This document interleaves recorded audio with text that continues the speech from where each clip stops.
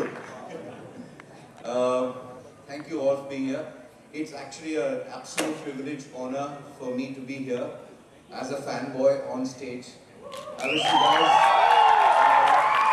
were as lucky as I am. I don't think any introduction that I do for this hero of mine would be enough. So I'll just say he's the coolest dude I've ever met. He's damn cool because he's possibly the only person in this entire audience who hasn't grown up. He's still 8 years old, he's still a child, and his enthusiasm to music till today is just like what it was before he began his first film. So he jumps like a little kid, he is kind of enthused by cinema. I have never seen this kind of passion in filmmakers like I have seen in him. That's the kind of passion he has for film, and music of course goes without saying. He will never be able to tell you how he does his music, neither will I. You'll have to just hear it. But the one thing I can tell you about this man is, of course you know the number of thousands of films that he's done, of course you know the number of songs that he's done, the number of beautiful songs he's done is almost equal to the number of songs he has done. That's very rare today. Today, at a time when, you know, music composers and very, very good music composers struggle to do 8 to 9 films a year, and that's a stretch, 8 to 9 films is a stretch. He has done 58 films in a year, and I think about 54 of them would have been super smash hits, and about 56 of them would have had smash hit music. That's the kind of person we're talking about. And another rare thing is, I know you can talk about music in a lot of ways, but I have a very different way of looking at Raja sir. It's very simple.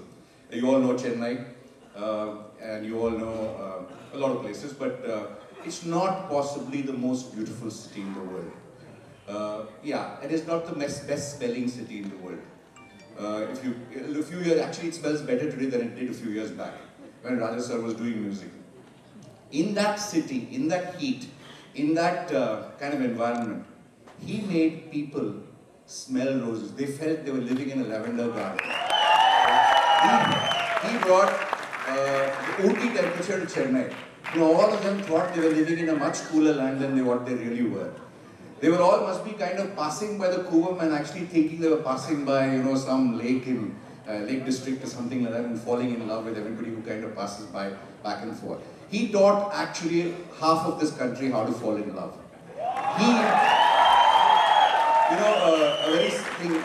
He told me once, his sad songs actually make people so happy that they want to be sad like that. It's very, very strange to get music like this. And I have not seen him dancing, but he has made more people dance than anybody else that I know. There's a lot of things about him, but the most beautiful thing about him is his ability, what he says. Music is not, yes, of course, we all know what great melodies that he kind of produces, what are the kind of songs that he does. But he said that it is the responsibility of music, sometimes when you use instruments, sometimes when you use sounds, which actually do something, which actually make you feel much better. Music has got a kind of a spiritual feel. And it's just not about, you know, meditation or whatever. Just the sounds and the notes and the instruments you use sometimes give you a very different feeling from the same melody being kind of composed differently. And that is something which you can see in all his music. That's why it's affected all of us so much across the country. So without much thinking, I'm sure all of you kind of want to listen to his music, listen to the man. I welcome the inspiration for me to make movies, Mr. Iyaiyaraaja.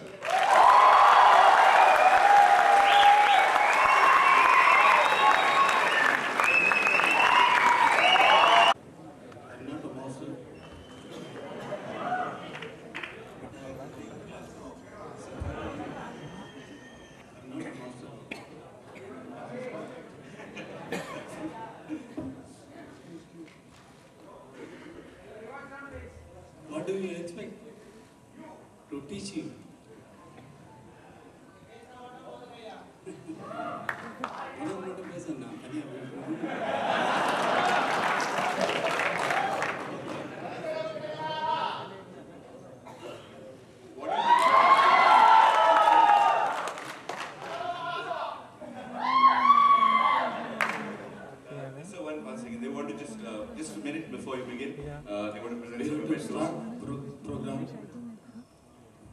start with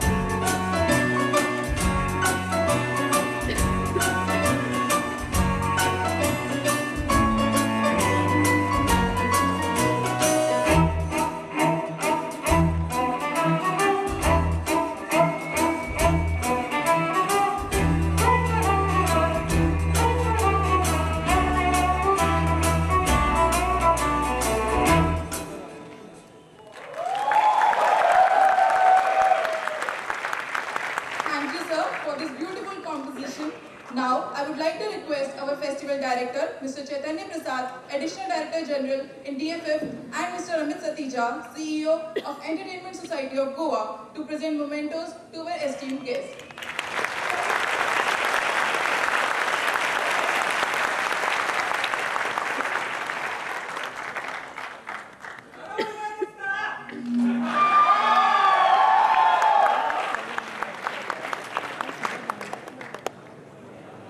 Thank you, sirs.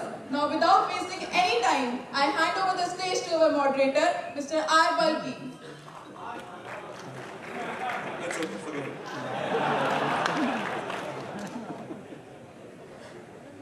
okay. You hear the bass. Yeah. In this, technically, what is there? A few notes in the beginning. The first 4 notes. Play.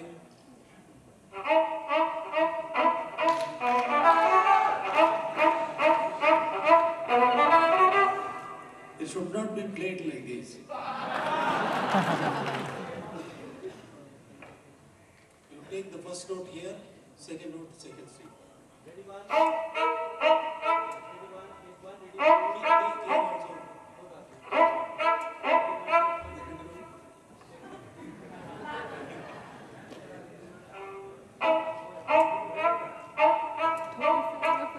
This is the right way to play these notes.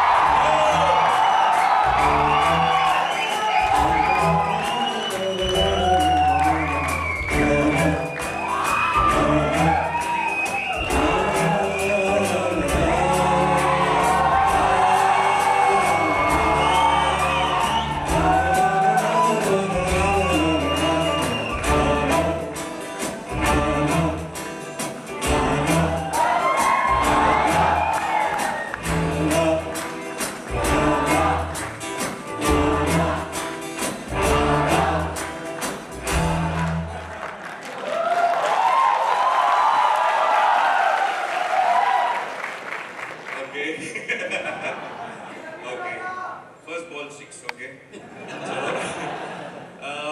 You know, whenever I listen to Raja sir's music, the songs are actually 20% of his music. 80% of his music is the background score that he's done for thousands of years. And there, I always tell him how much there is to flick. You know, so much to kind of flick. I mean, why are people copying your tunes? People are copying, we used to copy his tunes without paying royalty before.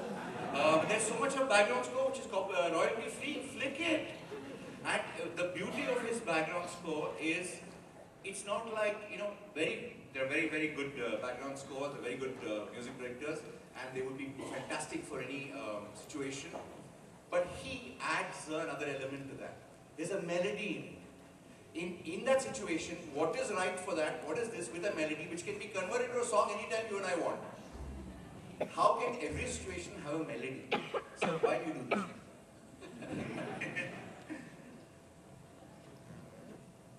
Every time I should not do melody, that means you are asking I should not do that melody. No, I'm not saying that. No, but why you do? I mean, why should I do? No, but how do you think of it like that? What I'm saying is, no, music is a wonderful thing. No, when you hear the music, you must feel this music, and this music is very connected with me for so many janmas, so many births, so many janmas. Or otherwise, oh, what is this? The music should take you somewhere else, not in the earth, somewhere else. High and high and high and high, above the clouds, somewhere. Otherwise, it is not music. The note, the music comes, where it comes from. Now I sang that piece. Before compose that, where it was? Da da da da da da da da da da. Where it was? How it came? Anyone think of that? Hey, shout பண்ணாத. நம்ம எல்லாம் க்ளோஸ்ல இருக்கோம். எல்லாருக்கும் கேட்கணும்.